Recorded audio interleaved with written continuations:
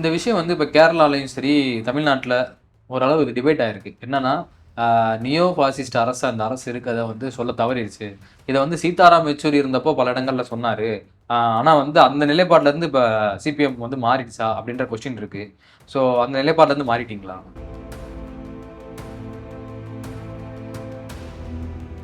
இப்போ நியோஃபாசிசம் என்பதற்கு விளக்கம் தர வேண்டும். ஏன்னா முதல்ல வந்து இந்த நியோஃபாசிசம் என்பதை வந்து நம்ம பயன்படுத்துகிறோம்.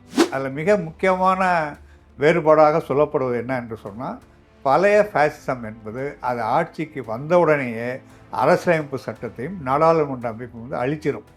பிறகு வந்து தங்களுடைய சர்வாதிகார ஆட்சியை நிலைநிறுத்திடுவாங்க.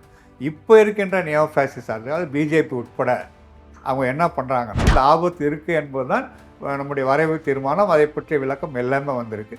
இதில் ஒரு அம்சத்தை எடுத்து பெரிய ஒரு விவாத பொருளாக ஆக்கியிருக்காங்க. அதை வந்து திருச்சி தான் அவங்க விவாத பொருளாக ஆக்கிறாங்க. ரவிக்குமார் வந்து சில எக்ஸ்தலத்தில் பதிவுகள் வந்து போட்டிருக்காரு.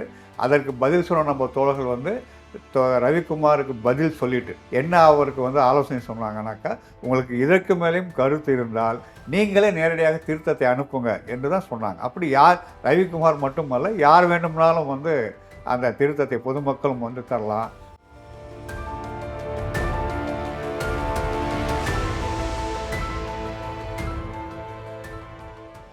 தோழர் வணக்கம்.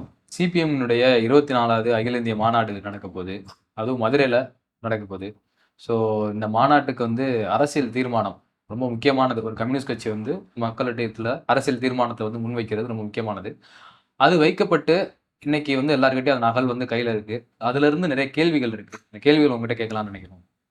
முதல்ல வந்து இன்னைக்கு இருக்கக்கூடிய இந்தியால பாசிச அரசு இருக்கா? அல்லது வந்து ஒரு பாஜக அப்படின்ற ஒரு கட்சி ஆளக்கூடிய ஒரு அரசா தான் அது இருக்கா?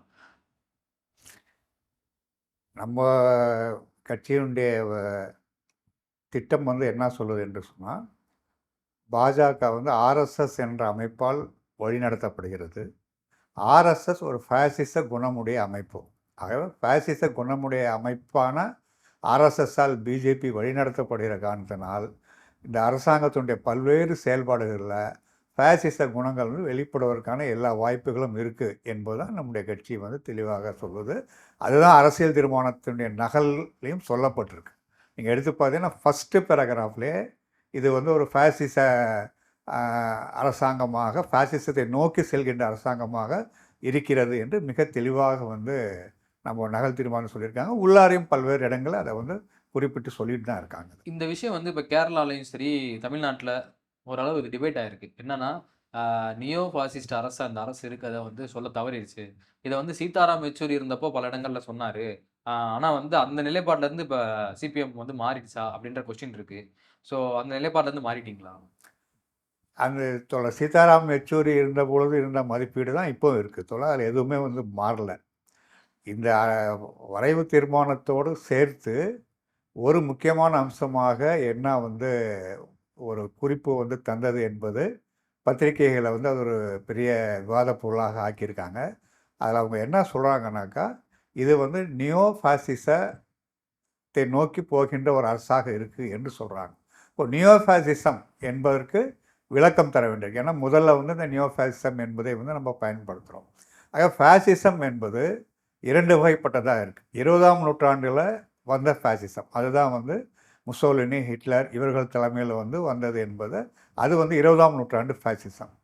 அது ஃபாசிசம் தோற்கடிக்கப்பட்டு கிட்டத்தட்ட 80 ஆண்டுகளுக்கு மேலே இப்போ ஆயிடுச்சு. இப்போ உலகத்தின் பல இடங்களில் வந்து நியோ ஃபாசிசம் என்பது ஒரு மிகப்பெரிய ஆபத்தாக வந்து தலை தூக்கி வரும் பொழுது, பழைய ஃபாசிசம் தான் இப்போவும் இருக்குது என்று சொல்வது என்பது பொருத்தமாக இருக்காது. ஏன்னா பழைய ஃபாசிசத்துடைய சில குணங்கள் இப்போ இருக்கின்ற ஃபாசிசத்துலேயும் வந்து வருது. ஆனால் புதிய சில குணங்களும் வருது. ஏன்னா வந்து ஒன்று 80 ஆண்டுகளுக்கு பிறகு அதே மாதிரி ஃபாசிசம் இருக்கும் என்று நம்ம சொல்ல முடியாது. சில புதிய குணக்கேடுகள் இந்த ஃபாசிசத்துக்கு இருக்குது. அதே சமயம் பழைய ஃபாசிசத்தில் இருக்கிற சில குணக்கேடுகளும் இதுக்கு வந்து தொடருது. அதனால் இதை வந்து நம்ம நியோ ஃபாசிசம், அதாவது நவீன ஃபாசிசம் என்று சொல்கிறோம். அதில் மிக முக்கியமான வேறுபாடாக சொல்லப்படுவது என்ன என்று சொன்னால், பழைய ஃபாசிசம் என்பது அது ஆட்சிக்கு வந்தவுடனேயே அரசியலமைப்பு சட்டத்தையும் நாடாளுமன்ற அமைப்பும் வந்து அழிச்சிடும். பிறகு வந்து தங்களுடைய சர்வாதிகார ஆட்சியை நிலைநிறுத்திடுவாங்க. இப்போ இருக்கின்ற நியோ ஃபாசிஸ்ட், அதாவது பிஜேபி உட்பட அவங்க என்ன பண்ணுறாங்கனாக்கா, அரசியலமைப்பு சட்டத்தை பயன்படுத்தி கொண்டே நாடாளுமன்ற முறையை பயன்படுத்தி கொண்டே தன்னுடைய பாசிச அணுகுமுறைகளை உருவாக்குவதற்காக, அதை அமலாக்குவதற்காக முயற்சி செய்கிறாங்க.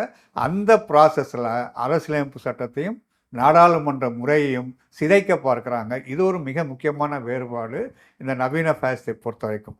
அத்தகைய நவீன பாசிச அரசாக அதை நோக்கி போகின்ற ஒரு அரசாக இருக்குது என்பதுதான் சொல்லப்படுதே ஒழிய இது பாசிச அரசே இல்லை என்று நாம் எங்கேயுமே அதில் குறிப்பிடலை. அந்த பாசிசத்தை நோக்கி போய் கொண்டிருக்கு, பாசிச குணம் வெளிப்பட்டு கொண்டிருக்கு. ஆனால் ஒரு முழுமையான பாசிச அரசாக உருவாகி விட்டதானா உருவாகலை. அப்படி உருவாகி இருந்தால் இந்த பேட்டியை நம்ம நடத்த முடியாது, எந்த ஆர்ப்பாட்டம் நடத்த முடியாது, வேலை நிறுத்தம் நடத்த முடியாது. நம்மெல்லாம் கான்சன்ட்ரேஷன் கேம்ப்ஸில் இருப்போம். அதனால் இது முழு பாசிச அரசாக இன்னும் உருவாகிவிடவில்லை. ஆனால் அதை நோக்கி போய் கொண்டிருக்கு, அந்த ஆபத்து இருக்குது என்பதுதான் நம்முடைய வரைவு தீர்மானம். அதை பற்றிய விளக்கம் எல்லாமே வந்திருக்கு. இதில் ஒரு அம்சத்தை எடுத்து பெரிய ஒரு விவாத பொருளாக ஆக்கியிருக்காங்க. அதை திருச்சி தான் அவங்க விவாத பொருளாக ஆக்கியிருக்காங்க. அதில் உண்மை இல்லை என்பதுதான் சொல்ல வேண்டிய பாயிண்ட். அது நீங்கள் சொல்கிறது மாதிரியே இந்த நியோ ஃபாசிசம் அப்படிங்கிறது வேற ஒரு வடிவம் இருக்கு. ஒரு 80 வருஷத்துக்கு முன்னாடி இந்த மாதிரி இப்போ இல்லை. ஸோ முற்றிலும் வேறுபட்டது இல்லை. அதில் இருக்கிற சில குணங்கள் இப்பவும் தொடருது, சில புதிய குணங்கள் உருவாயிருக்கு. ஸோ அப்போனா அவங்க அரசுக்கு அவங்க வந்த உடனே, பதவி வந்த உடனே அந்த அதிகாரத்தை வச்சு அவங்க பழைய மாதிரியே நாடாளுமன்றத்தை டெமாலிஷ் பண்ணுறதையோ இல்லாட்டி அந்த ஓட்டெடுப்பு முறையை டெமாலிஷ் பண்ணுறதையோ பண்ணாமல் அவங்க இன்னைக்கு வேற யுக்திகளை கையாளலாம் இல்லையா? நீங்கள் சொல்கிற மாதிரி டைல்யூட் பண்ணுற இடத்துக்கு போகலாம் இல்லையா? அந்த டைல்யூட் பண்ணுறாங்க அரசியலமைப்பு சட்டத்தையும் டைல்யூட் பண்ணுறாங்க, நாடாளுமன்ற முறைகளையும் டைல்யூட் பண்ணுறாங்க. ஆனால் அதை முழுவதுமாக அழிக்காமல் பாதுகாத்து கொள்கிறாங்க. தங்களை ஜனநாயகவாதிகளாக காட்டிக்கொள்வதற்காக, மக்களை நம்ப வைப்பதற்காக அது பண்ணுறாங்க. ஆனால் நிச்சயமாக டைல்யூட் பண்ணுறாங்க, சிதைக்கிறாங்க. அதில் எந்த சந்தேகமும் இல்லை. ஆனால் முழுவதுமாக சிதைந்து விடவில்லை. அது முழுவதுமாக ஒரு அரசாக, பாசிச அரசாக உருவாகிவிடவில்லை என்பதை நம்ம சொல்கிறோம். உருவாகி கொள்கிற ஆபத்து இருக்குது, அதை நோக்கி போகின்ற ஆபத்து கடுமையாக இருக்குது. தடுக்கவில்லை என்று சொன்னால் அதை நோக்கி போய்விடும். ஆனால் இன்ன வரைக்கும் அந்த பாயிண்ட்டை ரீச் ஆகிட்டோம்னா ஆகலை. அதை தான் தீர்மானத்தில் சொல்கிறார். ஓகே, இப்போ அந்த கட்டத்தை அதை அடையிறதுக்கு முன்னாடி நம்ம தடுத்தாகணும் இல்லையா? அப்போ தடுக்கிறதுக்கு என்னென்ன யுக்திகள் கையாளுறத அந்த தீர்மானத்தில் சொல்லியிருக்காங்க. நம்ம அது தீர்மானத்தை எல்லாம் சொல்கிறோம் அப்படின்னு சொன்னால், முதல்ல பிஜேபி ஒரு சாதாரண வழக்கமான முதலாளித்துவ கட்சி அல்ல. அது ஆர்எஸ்எஸ் என்ற பாசிச குணமுடைய அமைப்பால் வழிகாட்டப்படுகிறது. ஆக நாம் எதிர்த்து போராட வேண்டியது பிஜேபிக்கு எதிரானது மட்டுமல்ல, ஆர்எஸ்எஸ்க்கு எதிராக சித்தாந்த மட்டத்தில், அரசியல் மட்டத்தில், பண்பாடு மட்டத்தில், தேர்தல் களத்தில் எல்லா அம்சங்களிலும் நம்ம போராட வேண்டியிருக்கு. அப்படி போராடும் பொழுது நாம் இடதுசாரி சக்திகளுக்கு மட்டுமே அவர்களை தோற்கடிக்கின்ற ஒரு வலிமை இல்லாத காரணத்தினால ஒரு பரந்த ஒற்றுமை உருவாக்க வேண்டிய அவசியம் இருக்குது. அத்தகைய பரந்த ஒற்றுமை உருவாக்குவதன் மூலமாக தான் அவங்கள தடுக்க முடியும் என்று நினைக்கிறோம். அதற்காக எந்த அரசியல் கட்சி, பிஜேபியை எதிர்க்கின்ற எந்த அரசியல் கட்சியாக இருந்தாலும் அந்த கட்சியோடு ஒத்துழைப்பதற்கு சிபிஎம் தயாராக இருக்குது என்பதுதான் அதில் சொல்லப்பட வேண்டிய பாயிண்ட். அப்போ காங்கிரஸோடையும் கூட்டணி போவீங்க? கண்டிப்பாக. காங்கிரஸோட அதில் தீர்மானத்தில் இருக்கிற ஒரு வாக்கியம் எடுத்துகிட்டு ஒரு பெரிய விவாத பொருளாக்குறாங்க. அந்த தீர்மானத்தில் என்ன இருக்குனாக்கா, காங்கிரஸோடு அரசியல் கூட்டணி இல்லை என்பதுதான் சொல்லியிருக்கு. இப்போ அரசியல் கூட்டணி என்பது என்ன என்பது நம்ம மார்க்சிஸ்ட் கட்சி அதை எப்படி பார்க்கிறது, வரையறுத்துக் கொள்கிறது என்பதை சொல்ல வேண்டியிருக்கு. அரசியல் கூட்டணி என்று சொன்னால் இப்போ இடதுசாரி அணி இருக்குது, அல்லது கேரளா இடதுசாரி ஜனநாயக அணி இருக்குது, அது அரசியல் கூட்டணி. ஆனால் காங்கிரஸோட நம்ம அரசியல் கூட்டணி இல்லைன்னு தான் சொல்கிற, தொகுதி உடன்பாடு இல்லை என்று சொல்லலை. எங்கே பிஜேபி தோற்க முடியுமோ அங்கே காங்கிரஸும் சிபிஎம் ஏனைய கட்சிகளும் சேர்ந்து செயல்பட வாய்ப்பு இருக்கும் என்று சொன்னால் தொகுதி உடன்பாடுக்காக சிபிஎம் தயாராக இருக்கிறது. அரசியல் கூட்டணி தான் இல்லை என்று சொல்லுமே ஒழிய தேர்தல் காலத்தில் தொகுதி உடன்பாடுக்கோ அல்லது நாடாளுமன்றத்துக்கு உள்ள ஒருங்கிணைத்து செயல்படுவதற்கோ இல்லை நாடாளுமன்றத்துக்கு வெளியில் ஆர்ப்பாட்டங்கள் உண்ணாவிரங்கள் நடத்துவதற்கோ காங்கிரஸோடு சேர்வதற்கு சிபிஎம்க்கு எந்த தயக்கமும் இல்லை. தொகுதி உடன்பாடு செய்து கொள்வதற்கும் தயக்கம் என்பது இல்லை. ஒரு அரசியல் கூட்டாளியாக காங்கிரஸ் இருக்க முடியாது. அதற்கு முக்கிய காரணம் அந்த நவீன தாராளமய கொள்கைகளை பிஜேபி அமலாக்குகின்ற அதே கொள்கைகளை காங்கிரஸும் ஏற்றுக்கொள்கிறது என்பது அதில் இருக்க ஒரே பிரச்சனை. அதனால் அரசியல் கூட்டணி இல்லை என்று சொல்கிறோம். ஆனால் தொகுதி உடன்பாடு இல்லை என்று நம்ம சொல்லலை. இப்போ இங்கே தான் ஒரு கேள்வி வருது. என்னன்னா, இந்த நவீன தாராளமய கொள்கைகளை ஏனைய இந்த ரீஜனல் பார்ட்டிஸ், மாநில கட்சிகள் இருக்கு இல்லையா, அந்த கட்சிகளுமே அதை அமலாக்குறதுல தீவிரமாக இருக்குது. உதாரணத்துக்கு திமுக எடுத்துக்கலாம், அல்லது ஆந்திராவில் இருக்கக்கூடிய கட்சிகளாக எடுத்துக்கலாம். இப்படி பல இடங்கள்ல பீகார் எடுத்துக்கலாம். இந்த எல்லா இடத்துலயுமே வந்து நவீன தாராளமய கொள்கைகளை அமல்படுத்துறதுல மும்முரம் காட்டுறாங்க. ஸோ இவர்களை வைத்துக்கொண்டு எப்படி நம்மளால இந்த பாசிச சக்திகளை வீழ்த்த முடியும்னு நினைக்கிறீங்க? 2 அம்சங்கள் இருக்கு. ஒன்று வந்து அவங்க பிஜேபிய அல்லது ஆர்எஸ்எஸ்ஸை எதிர்க்கும்போது அவர்களை பயன்படுத்த வேண்டியிருக்கு. நீ வந்து நவீன தார்மங்களை ஆதரிக்கிற ஆக உங்ககிட்ட ஒட்டும் இல்லை ஒரும் இல்லைன்னு நம்ம சொல்லிட்டோம் என்று சொன்னால் ஆர்எஸ்எஸ்ஸையும் பிஜேபியும் நீங்கள் தடுக்க முடியாது. ஆக அவர்கள் ஆர்எஸ்எஸ் பிஜேபிக்கு எதிராக நிற்கும் வரை அந்த பிரச்சனையில் அவரோடு வந்து நம்ம ஒத்துழைக்க வேண்டிய அவசியம் தேவை என்பது அவசியமாக இருக்குது. ஆனால் அதே இடத்துல ஒரு மாநில அரசாங்கம், உதாரணத்துக்கு திமுக போன்ற அரசாங்கம், அதை அமலாக்குகின்ற பொருளாதார கொள்கைகள் தவறாக இருக்குமானால் அதை எதிர்த்தும் போராட வேண்டியிருக்கு. ஆகவே அந்த போராட்டத்தை நடத்தி கொண்டே அந்த ஒற்றுமையும் வந்து பராமரிப்பது என்பது தான் அதில் இருக்கின்ற ஒரு மிக முக்கியமான அம்சமாக இருக்குது. ஓகே. இப்ப இதிலிருந்து இன்னொரு கேள்வி வருது. என்ன அப்படின்னா, இந்த நவீன தாராளமய பொருளாதார கொள்கைகளை வந்து அமல்படுத்துற இடத்துல நம்ம வந்து ரொம்ப கான்ஷியஸா ஒர்க் பண்ணணும்னு சொல்றீங்க. அப்படி ஒர்க் பண்ணும்போது எந்த மாரி புரிந்து கொள்ளப்படுதுன்னா மக்களால, ஒரு அந்நிய முதலீடே வந்து இந்தியாக்குள்ளேயோ, இல்லாட்டி ஒரு மாநிலத்துக்குள்ளேயோ வரக்கூடாது. அத வந்து கம்யூனிஸ்ட்கள் எதிர்க்கிறாங்க அப்படின்னு சொல்லப்படுது. நவீன தாராளமய பொருளாதார கொள்கைகளை எதிர்க்கிறது அப்படிங்கிறது என்ன மாரி விதத்துல எதிர்க்கணும்? இல்லாட்டி எப்படி நம்ம வந்து அத வந்து சரியா பயன்படுத்தணும்னு நினைக்கிறீங்க? எல்லா அந்நிய முதலீடுகளும் நம்ம வந்து எதிர்க்கல. அந்நிய முதலீடுகள் இங்கே வந்து தேசத்துக்கு அது பயன்படும் என்று சொன்னால் நிச்சயமாக வந்து நம்ம அதை வரவேற்க தயாராக இருக்கிறோம். உதாரணத்துக்கு எல்டிஎஃப் அரசாங்கமே கேரளாவில் பல அந்நிய முதலீடுகளை வந்து வரவேற்கிறாங்க. ஒரு புது டெக்னாலஜி வந்து அந்நிய முதலீடு கொண்டு வருது, வேலைவாய்ப்புகள் அதனால் உருவாகிறது என்று சொன்னால் அந்த அந்நிய முதலீடை நம்ம வந்து வரவேற்கிறோம். நமக்கு மாற்று கருத்து கிடையாது. எல்லா அந்நிய முதலீடுக்கும் நாம் எதிரே அல்ல. ஆனால் வருகின்ற அந்நிய முதலீடு உள்நாட்டு தொழிலை அழிக்கின்ற சக்தி படைத்ததாக இருந்தால், உள்நாட்டு தொழில் அது அழியும் என்று சொன்னால் அத்தகைய அந்நிய முதலீடு நம்ம எதிர்க்கிறோம். அது மட்டுமல்ல, வருகின்ற அந்நிய முதலீடு இங்கே இருக்கின்ற இந்திய அரசாங்கத்தினுடைய சட்டங்களுக்கு எதிராக, அரசமைப்பு சட்டத்துக்கு எதிராக நடக்கும் என்று சொன்னால் அதற்கான உரிமைகள் கேட்டால் அப்போ நம்ம எதிர்க்கிறோம். நம்ம அந்நிய முதலீடுக்கு எல்லா அந்நிய முதலீடுக்கும் எதிரி என்பது நிச்சயமாக வந்து கிடையாது. நம்ம அந்நிய முதலீடை வரவேற்கிறோம். அது புது தொழில்நுட்பமாக இருந்தால் அல்லது வேலை வாய்ப்புகளை பெருக்குவதாக இருந்தால் நம்ம அதை வரவேற்கிறோம். இப்ப இந்த மாநாட்டு தீர்மானத்திலயும் அந்த அந்த விஷயம் பத்தி பேசியிருக்காங்க. கண்டிப்பாக அது வந்து கட்சியினுடைய ஒரு கான்ஸ்டன்ட் தீர்மானம் அது. இது தொடர்பா வேலைவாய்ப்பு. இன்னைக்கு வந்து வேலைவாய்ப்பின்மை வந்து ரொம்ப அதிகரிச்சுக்கிட்டே வருது நாளுக்கு நாள். ஸோ இந்த வேலைவாய்ப்பின்மைய வந்து டேக்கிள் பண்றதுக்கு, இல்ல இந்த வேலைவாய்ப்பின்மைய வந்து சரிப்படுத்துவதற்கு இந்தியா போன்ற நாடுல இந்த பிரச்சனைய கையாள்வதற்கு இந்த மாநாட்டு தீர்மானம் என்ன சொல்லுது? மிக முக்கியமாக வேலைவாய்ப்பு திண்டாட்டத்தை பொறுத்தவரைக்கும் நம்ம சொல்வது என்னன்னு சொன்னால், ஒன்று வந்து உள்கட்டமைப்பு திட்டங்களில் அரசு முதலீடு வந்து அதிகரிக்கப்பட வேண்டும் என்று நம்ம சொல்கிறோம். ஏன்னா வேலையில்லா திண்டாட்டம் போக்கப்பட வேண்டும் என்று சொன்னால் தொழில்கள் வந்து வளரணும், விவசாயம் வளரணும், சேவைத்துறை வளரணும். இது 3 தான் வந்து வேலைவாய்ப்புகளை உருவாக்குவது. இப்போ தொழில்களை நம்ம எடுத்துக்கொண்டால் தொழில்துறை வந்து ஒரு மிகப்பெரிய மந்த நிலையை வந்து இன்றைக்கு சந்தித்து கொண்டிருக்கு. இப்போ அந்த மந்த நிலை இருந்தால் தனியார் வந்து முதலீடு செய்ய மாட்டாங்க. தனியார் முதலீடு செய்யலைன்னா வேலைவாய்ப்புகள் உருவாகாது. அந்த இடத்தில் அரசு முதலீடு செய்ய வேண்டும் என்று நம்ம சொல்கிறோம். உள்கட்டமைப்பு திட்டங்களில் அது தொழிற்சாலைகள் உருவாக்குவதாக இருக்கலாம், இல்லை வந்து சாலை வசதிகள் போடுவதாக இருக்கலாம், இல்லை வேறு ஏதாவது ஒரு பிரச்சனையாக இருக்கலாம். ஆனால் அரசு வந்து முதலீடு செய்ய வேண்டும் என்பது மிக முக்கியம். 2, உற்பத்தியாகின்ற பொருட்கள் விற்பனை ஆக வேண்டும் என்று சொன்னால் மக்களுடைய வாங்கும் சக்தி அதிகரிக்க வேண்டும். இப்போ மக்களுடைய வாங்கும் சக்தியை அதிகரிக்கின்ற விதத்தில் அரசாங்கத்தினுடைய நிதி கொள்கைகள் என்பது இருக்க வேண்டும். இது 2ம் இருந்தால்தான் வந்து தொழில் என்பது வளரும்.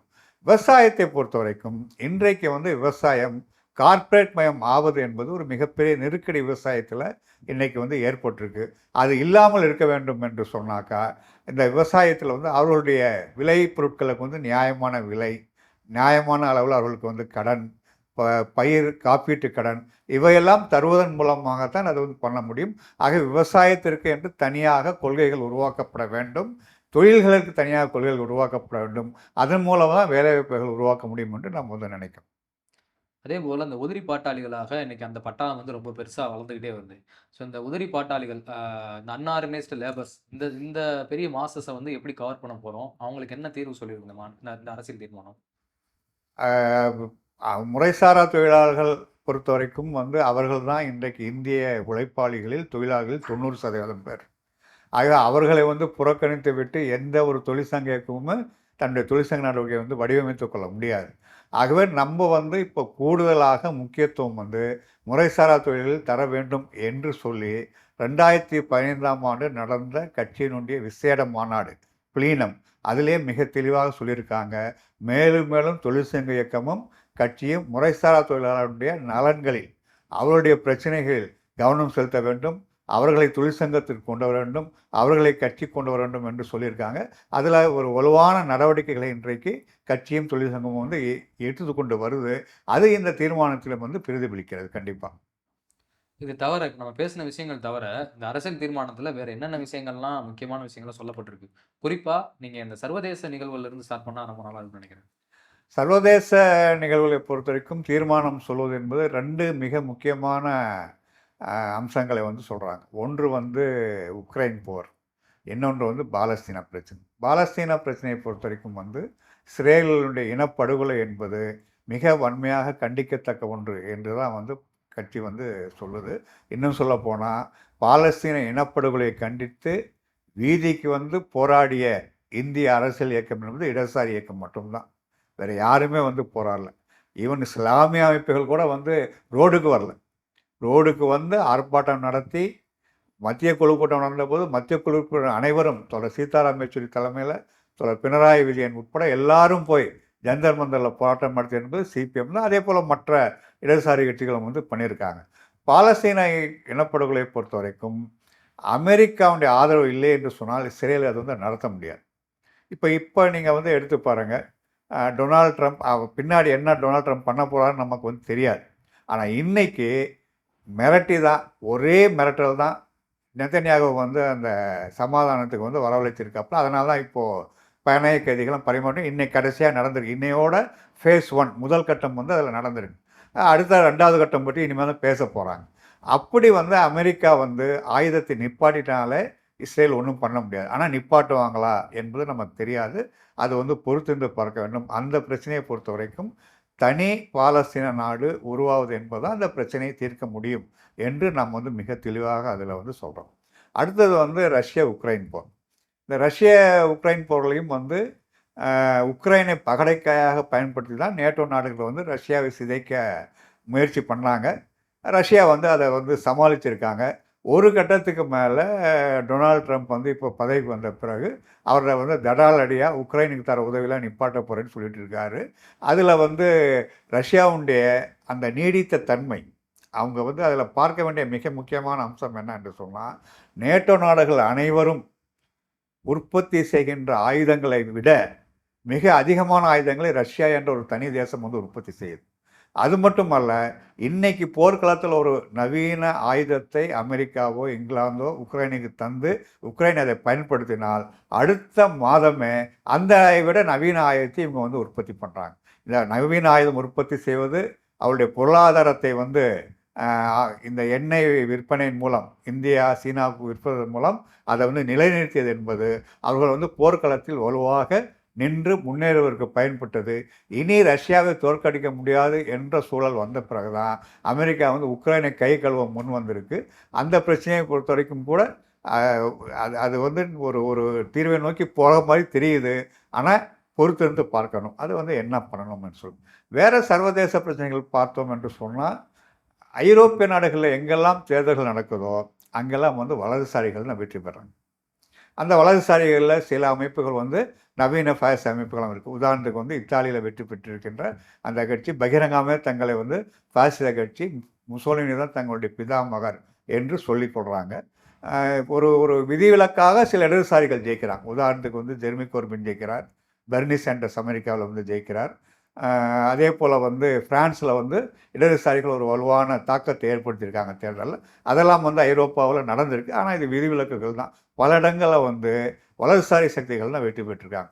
இதற்கு நேர்மாறாக லத்தீன் அமெரிக்க நாடுகளில் இடதுசாரிகள் வெற்றி பெறாங்க.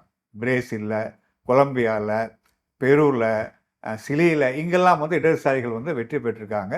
அதே போல் ஸ்ரீலங்காவில் வந்து இடதுசாரி கட்சி இப்போ வந்து வெற்றி பெற்றிருக்கு. இப்படி வந்து பொதுவாக ஐரோப்பிய நாடுகள் வலதுசாரி அரசை நோக்கி போவதும், லத்தீன் அமெரிக்க நாடுகளும் ஏனைய வளரும் நாடுகளும் ஓரளவுக்கு வந்து இடதுசாரிப்பை நோக்கி போவதும் வந்து ஒரு கலவையாக இன்றைய உலக சூழல் என்பது இருக்குது என்பதுதான் முக்கியம். ஆனால் 2008ஆம் ஆண்டு உருவான பொருளாதார நெருக்கடியை முழுவதுமாக முதலாளித்துவ நாடுகள் தீர்த்து கொள்ள முடியவில்லை. அதனால் அவர்கள் பல பொருளாதார நெருக்கடிகளை இன்றைக்கு சந்தித்து கொண்டிருக்கிறார்கள் என்பதுதான் தீர்மானம் வந்து அதில் சொல்லுது. தீர்மானம்ல வந்து சர்வதேச சூழலில் சொல்லப்பட்டிருக்கின்ற இன்னொரு மிக முக்கியமான அம்சம் என்னன்னாக்கா, சோஷலிச நாடுகளை பற்றி. இப்போ சோஷலிச நாடுகள் என்று சொல்லும் பொழுது சீனா, வியட்நாம், கியூபா, வடகொரியா, அதே போல் லாவோஸ், இந்த 5 நாடுகள் இப்போ நம்ம வந்து சோஷலிச நாடுகள் என்று வகைப்படுத்துகிறோம். இதில் அமெரிக்காவுக்கு வந்து ஒரு மிகப்பெரிய சொப்பனமாக, மிகப்பெரிய ஒரு எதிரியாக இருப்பது என்பது சீனா தான். சீனாவுடைய அறிவியல் தொழில்நுட்பம் என்பது மிக கடுமையாக சவாலாக அமெரிக்காவுக்கு வந்து வந்திருக்கு. பல தொழில்நுட்பங்கள் அமெரிக்காவை மீறி சீனா வந்து உருவாக்குறாங்க. உதாரணத்துக்கு இப்போ வந்து நீங்கள் எடுத்துக்கொண்டீங்க என்று சொன்னாக்கா 7Gயை நோக்கி அவங்க போகிறாங்க. நம்ம 5G பயன்படுத்துகிறோம், அவங்க 7Gயை நோக்கி போகிறாங்க. கிட்டத்தட்ட 7Gயை வந்து அமலாக்கிற இடத்துக்கு அவங்க போயிட்டாங்க. பட் இன்னும் அமெரிக்கா வந்து 7Gயை நோக்கி இன்னும் வரல. அப்போ சீனா இப்படி தொழில்நுட்பத்தில் வந்து முன்னேறுவது என்பது தன்னுடைய உலக பொருளாதாரத்தில் தனக்கு ஒரு மிகப்பெரிய சவாலாக வந்திருக்கு என்று சீனா பார்க்கிறது, அமெரிக்கா பார்க்குது. சீனாவை வந்து முடக்க வேண்டும் நினைக்கிறாங்க. ஆக அவங்க என்ன பண்ணுறாங்க என்று சொன்னாக்கா, சீனாவை முடக்குவதற்காக சீனாவை ஒட்டி பல நாடுகளை, எதிரி நாடுகளை உருவாக்குறாங்க. அதில் இப்போ வந்து அவங்க கண்டெடுத்திருப்பது ஒன்று ஜப்பான். ஜப்பானுக்கும் சீனாவுக்கும் பழைய முரண்பாடு ஏற்கனவே இருக்குது. 2ஆம் உலகப் போர் இருந்து இப்போ வந்து ஜப்பானை வந்து அப்படி பண்ணுறாங்க. பிலிப்பைன்ஸ் ஒரு சின்ன நாடு, அந்த பிலிப்பைன்ஸை பயன்படுத்தி மிக கடுமையாக சீனாவுக்கு வந்து தொந்தரவு தராங்க. 3 வந்து தைவான். தைவான் வந்து எங்கள் நாட்டுடைய ஒரு பகுதி என்று சீனா பல 100 ஆண்டுகளாக சொல்லிட்டு இருக்கு. இப்போ அந்த தைவானை வந்து நீ சீனாவோடு சேராது என்று சொல்லி சீனாவுக்கு எதிராக தைவானை, இப்போ எப்படி உக்ரைனை வந்து ரஷ்யாவுக்கு எதிராக நிப்பாட்டினாங்களோ அப்படி தைவானை வந்து சீனாவுக்கு எதிராக நிற்பதற்கு முயற்சி பண்ணுறாங்க. இதோடு சேர்த்து அவங்க வந்து தேர்வு செய்திருக்கிற இன்னொரு தேசம் இந்தியா. இந்தியாவையும் சீனாவுக்கு வந்து எதிராக கொம்பு வீச முயற்சி பண்ணுறாங்க. அது இந்தியா வந்து சில சமயம் அதுக்கு ஈல்டாகுது, சில சமயம் வந்து இப்போ உதாரணத்துக்கு பிரிக்ஸ்லேயும் ஷாங்காய் கோஆப்ரேட்டிவ் கவுன்சிலையும் வந்து இருக்காங்க, அதுவும் இருக்குது. இப்படி ஒரு மாறி மாறி வந்துட்டுருக்கு. ஆனால் இந்தியாவையும் சீனாவுக்கு எதிராக அவங்க பயன்படுத்த வந்து பார்க்குறாங்க. இது ஒரு மிக முக்கியமான ஒரு சூழல் ஒன்று. அதே போல் கியூபாவுக்கு எதிராக உலகமே பார்த்திராத மிக கடுமையான வர்த்தக தடை போட்டிருக்காங்க கியூபாவில். அது வந்து கியூபாவை வந்து எப்படியாவது அங்கே சோசியலிஸ்டை வந்து சாகடிச்சிட வேண்டும் என்று அவங்க நினைக்கிறாங்க. அதுவும் வந்து மியாமிக்கிலேருந்து 90 கிலோமீட்டர் தான், அமெரிக்காவின் மூக்கு கீழே இருக்குது கியூபா. அந்த கியூபாவில் சோசியலிசமா என்பது தான் அவங்களுடைய மிகப்பெரிய ஒரு சவாலான கேள்வியாக இருக்குது. ஆனால் கியூபா இது வரைக்கும் வந்து தாக்கு பிடிச்சிருக்கு. பல்வேறு அவருடைய அரசியல் பிரச்சனைகளில் மாற்றங்களை கொண்டு வந்து அங்கே சோசியலிசத்தை வந்து அவங்க பாதுகாத்து கொண்டு இருக்கிறாங்க. அதையும் கியூபாவும் வந்து எப்படியாவது எதிராக பண்ணணும் என்று அமெரிக்கா பார்க்குறாங்க. அதே போல் வடகொரியாவை அவங்க எப்படி பார்க்குறாங்கன்னா, தென்கொரியாவை வந்து தூண்டி விட்டு வடகொரியாவை வந்து சிக்கலுக்கு உள்ளாக்க வேண்டும் என்று பார்க்குறாங்க. அதே போல் தான் ஓரளவுக்கு அவங்க வந்து பெரிய அளவுக்கு எதிரியாக பார்க்காத ஒரு சோசியலிச தேசம் என்று சொன்னால் அது வந்து வியட்நாம் தான். அதனுடைய அர்த்தம் வந்து எதிரி பார்க்கறதில்ல. அவங்க என்ன நினைக்கிறாங்கனாக்கா, வியட்நாமை சீனாவுக்கு எதிராக பயன்படுத்த முடியுமா? ஏன்னா துரதிர்ஷ்டவசமாக ஒரு 90கள் வந்து ஒரு போர் என்பது வந்திருக்கு சீனாவுக்கும் வியட்நாமுக்கும். அதுக்கப்புறம் இப்போ சமாதானம் ஆயிட்டாங்க. வலுவான ஒரு உறவுகளை உருவாக்கி கொள்வதற்காக 2 தேசங்கள், சோசியல் தேசங்களும் முயற்சி பண்ணிட்டு இருக்காங்க. ஆனால் வியட்நாமை பயன்படுத்த முடியுமா என்று அமெரிக்கா பார்க்குறாங்க. இது வரைக்கும் வியட்நாம் அதுக்கு வந்து ஈல்டு வந்து ஆகலை. இந்த சோசியலிச தேசங்களை எதிர்த்து அதே போல் இடதுசாரி அரசாங்கம், அதில் குறிப்பாக சொல்ல வேண்டும்னாக்கா வெனிசுலாவில் எப்படியாவது மதுரோ ஆட்சியை வந்து கவிழ்க்க வேண்டும் என்று மிக கடுமையான முயற்சிகள் பண்ணிட்டுருக்காங்க. அதை அவங்க தொடர்ந்து தோற்கடித்து கொண்டே இருக்காங்க. அதே போல் வந்து அங்கே அந்த பக்கம் இருக்கிற இடதுசாரி அரசாங்கங்களுக்கு எதிராகவும் அமெரிக்கா பண்ணுறாங்க. அமெரிக்கா என்ன நினைக்குதுனாக்கா, லத்தீன் அமெரிக்க நாடுகள் என்பது தன்னுடைய புறக்கடை வாசல் இருக்கின்ற நாடுகள், தான் சொல்கிறதை கேட்க வேண்டும் என்று அமெரிக்கா நினைக்குது. அது கேட்காத பொழுது பிரச்சனைகளை வந்து பண்ணுவது என்று நினைக்கிறாங்க. இன்றைக்கு வந்து நீங்கள் பார்த்தீங்க என்று சொன்னால் ஜோ பைடன் 2020ஆம் ஆண்டு அவர் வந்து ஆட்சிக்கு வந்த பொழுது கியூபா மீது இருக்கின்ற அனைத்து தடைகளையும் நீக்குவேன் என்று தேர்தல் வாக்குறுதி தந்தார். ஏன் அதை தந்தார் என்று சொன்னாக்கா, கியூபா ஆதரவு வாக்குகளை பெறுவதற்காக அதை தந்தார். ஆனால் 2024 வரைக்கும் அவர் ஒன்றுமே பண்ணல. ஆனால் கடைசியாக ஒரு வாரம் இருக்கும் பொழுது கியூபாவை பயங்கரவாத நாடு பட்டியலிருந்து நீக்கி கையெழுத்து போட்டார். அந்த கையெழுத்து போட்டு அறிவித்த உடனே கீழே என்ன கமெண்ட் சொன்னாங்கன்னாக்கா, ட்ரம்ப் வந்தால் ஒரு வாரமாவது தாங்குமா என்று கேள்வி கேட்டாங்க. அதே மாதிரி டொனால்ட் ட்ரம்ப் வந்து அவன் அந்த போட்ட கையெழுத்தை மீண்டும் கியூபாவை வந்து பயங்கரவாத நாடு பட்டியல். இப்போ ஒரு நாடு பயங்கரவாத நாடுடைய பட்டியலில் அமெரிக்காவுடைய பட்டியலில் இருந்தால் அமெரிக்கா அந்த நாட்டை என்ன வேணாலும் பண்ணலாம் என்று அமெரிக்காவுடைய சட்டம் சொல்லுது. அந்த ஆபத்து இருக்குது என்பதுதான் இங்கே வந்து அதில் இருக்கின்ற பிரச்சனை. இப்படி வந்து வெனிசுலாவுடைய ஜனாதிபதியுடைய ஏரோப்ளான் அது வந்து இன்னொரு டொமினிக் ரிப்பப்ளிக்ங்கிற இன்னொரு தேசத்தில் இருக்குது. இவர் அங்கே போய் நிப்பாட்டி வச்சுருக்கார். அதை போய் அமெரிக்க மார்ஷல்ஸ் என்று சொல்லப்படுகின்ற அந்த FBI சேர்ந்தவங்க அந்த ஃப்ளைட்டையே தூக்கிட்டு வந்துட்டாங்க. அப்படின்னா எந்த அளவுக்கு கொடுமையாக அவங்க வந்து பார்க்குறாங்கன்னு பாருங்கள். லத்தீன் அமெரிக்க நாடுகளை பொறுத்த வரைக்கும் அந்த முரண்பாடு என்பதும் இருக்குது. இதெல்லாம் நம்முடைய அரசியல் தீர்மானத்திலையும் சேர்ந்து அது வருது. இந்த தாக்கம் வந்து இந்தியாவில் என்ன மாதிரி இருக்கும்? இந்தியாவில் வந்து அதை பொறுத்த வரைக்கும் நம்ம பார்த்தோம் என்று சொன்னாக்கா, மோடி அரசாங்க தீர்மானத்திலையும் சொல்கிறாங்க. மோடி அரசாங்கம் வந்து மேலும் மேலும் வந்து அமெரிக்காவுக்கு ஆதரவாக செயல்பட போகிறாங்க. இப்போ கூட வந்து குவாடில் வந்து இதாக வந்து உறுப்பினர் இருக்காங்க. அதுக்கு அடுத்த மாதம் குவாடுடைய மாநாடு இந்தியாவில் நடக்க போது டொனால்ட் ட்ரம்ப் உட்பட எல்லாரும் வரப்போகிறாங்க. இந்த குவாட் என்பது சீனாவுக்கு எதிராக உருவாக்கப்பட்டது. அதில் இந்தியா வந்து ஒரு பார்ட்னராக இருக்குது.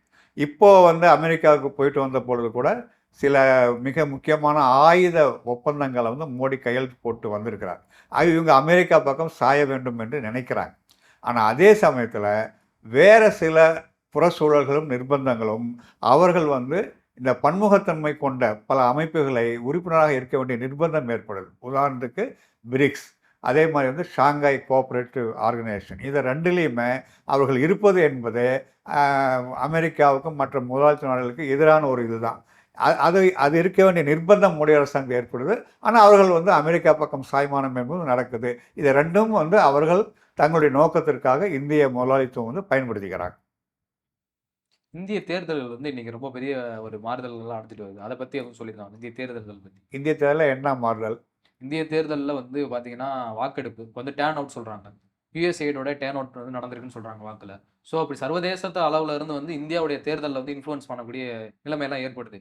அப்படி இருக்கும்போது இந்திய தேர்தல்கள் குறித்து அதனுடைய தலைமை அதிகாரி நியமனம் பண்ணுறதா இருக்கட்டும், அல்லது வந்து இந்த இவிஎம் மிஷின் பற்றி இருக்கட்டும், ஏன்னா அதெல்லாம் பெரிய ஒரு அரசியல் பிரபாகண்டா முன்னெடுக்க. ஆமாம். ஸோ இதெல்லாம் பற்றி அரசியல் தீர்மானத்தில் என்ன சொல்லுங்கள்? அரசியல் தீர்மானத்தில் வந்து தேர்தல் ஆணையம் வந்து விலை போய் விட்டது என்றே சொல்கிறாங்க. தேர்தல் ஆணையத்தை வந்து மோடி அரசாங்கம் வந்து தன்னுடைய ஆதரவான ஒரு அமைப்பாக வந்து மாற்றிருச்சு. தேர்தல் ஆணையர்களை நியமிக்கின்ற விஷயத்தில் கூட வந்து உச்சநீதிமன்றத்தினுடைய தலைமை நீதிபதியை மாற்றிட்டு அமைச்சரை வந்து போட்டாங்க. ஆக இவர்களுக்கு வேண்டிய ஆட்களை வந்து தேர்தல் ஆணையரை போட்டுறாங்க. தேர்தல் முறை என்பது அதனுடைய ஜனநாயகத்தன்மை சிதைந்து போய்விட்டது என்று தான் நம்முடைய அரசியல் தீர்மானம் வந்து அதில் தெளிவாக வந்து சொல்லுது. அதே போல் இவிஎம் மிஷின்ஸை பொறுத்த வரைக்கும் பழைய பிரச்சனையே இருக்குது. ஏன்னா சில இவிஎம் மிஷின்ஸ் வந்து எது முதல்ல வரணும், நம்ம வந்து ஒரு வாக்கு போடும் பொழுது அது ஃபஸ்ட்டு வந்து கண்ட்ரோல் யூனிட்க்கு போகணுமா இல்லை வேறு எங்கே போகணுங்கிறத பற்றிலாம் சிபிஎம் வந்து தேர்தல் ஆணையத்துக்கு ஒரு எழுத்து மூலமான கடிதம் தந்திருக்கு. அதையெல்லாம் கூட அவங்க தேர்தல் ஆணையம் பரிசீலனை செய்ய தயாராக இல்லை. ஆக அந்த இவிஎம் மிஷின்ஸ் வந்து சரி பண்ணப்பட வேண்டும். இவிஎம் மிஷின் எல்லாமே ஃப்ராட் என்ற பாயிண்ட் வந்து பார்ட்டி வந்து சொல்லலை. ஆனால் இவிஎம் மிஷினில் ஓட்டு போடுகின்ற முறை, ஓட்டு போட்ட உடனே அதை மீண்டும் வந்து யாரும் பயன்படுத்த முடியாத அளவுக்கு, அதை டேம்பர் பண்ண முடியாத அளவுக்கு ஒரு சேஃப்கார்டு உருவாக்க வேண்டும் என்று நம்ம சொல்கிறோம். இதை மீறி இவிஎம் மிஷின் உற்பத்தி செய்கிற இடத்திலேயே ஆர்எஸ்எஸோ பிஜேபியோ சதி செய்கிறதா என்ற சந்தேகம் என்பது கிளப்பப்படுது. அதையும் வந்து கணக்கில் வைத்துக் கொள்ள வேண்டிய அவசியம் என்பது இருக்குது. அதை ஒட்டி தான் நம்முடைய தீர்மானமும் நகல் தீர்மானமும் இருக்காது. ஓகே, இப்போ இந்த அரசியல் தீர்மானம் வந்து பொது வெளியில் வச்சுட்டீங்க. இந்த தீர்மானம் வந்து இது குறித்து விவாதம் வந்து உங்கள் கட்சிக்குள்ளேயே நடக்குமா, இல்லாட்டி வந்து பொதுமக்கள் வந்து இதில் வந்து கருத்து சொல்லலாமா?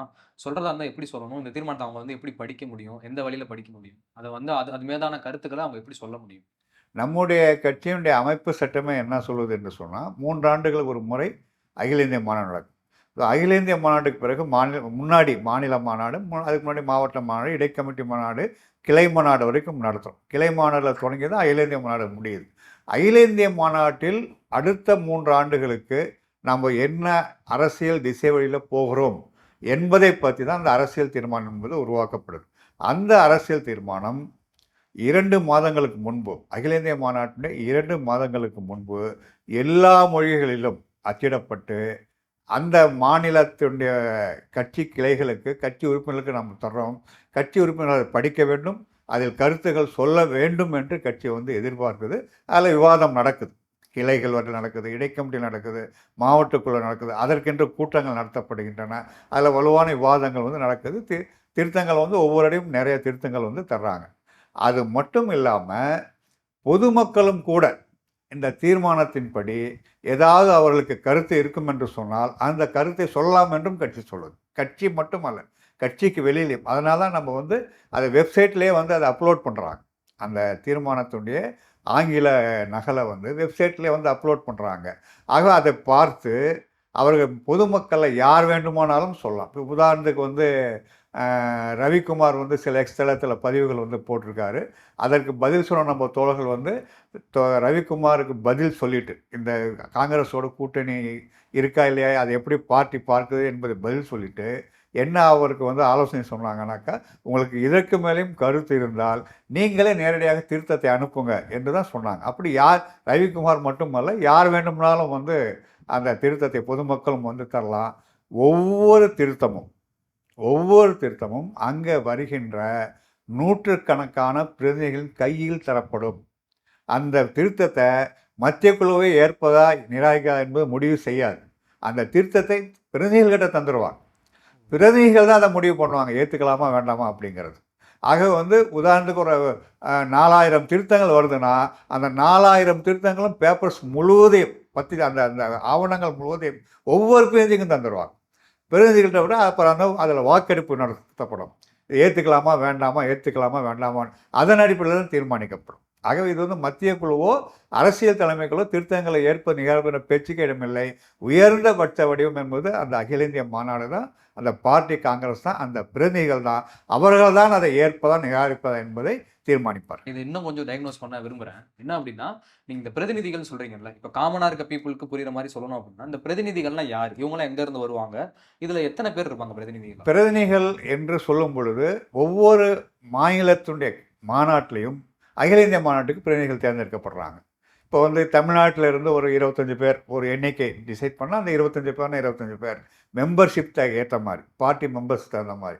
அப்படி கேரளாவில், மேற்கு வங்கத்தில், ஒரிசாவில் எல்லா மாநிலங்களிலிருந்தும் அந்தந்த மாநில மாநாட்டில் இந்த அகில இந்திய மாநாட்டுக்கு பிரதிநிதிகள் தேர்ந்தெடுக்கப்படுறாங்க. அந்த பிரதிநிதிகள் தான் இங்கே வர்றாங்க. கிட்டத்தட்ட 800 பிரதிநிதிகள் இங்கே வந்து நம்முடைய மதுரை மாநாட்டுக்கு வருவதற்கான வாய்ப்பு இருக்குது. அது இல்லாமல் சில விசேட பார்வையாளர்களையும் கட்சி வந்து அனுமதிக்கும். அவங்க மாநாட்டில் கலந்து கொள்ளலாம், பட் வாக்கெடுப்பில் வந்து கலந்து கொள்ள முடியாது.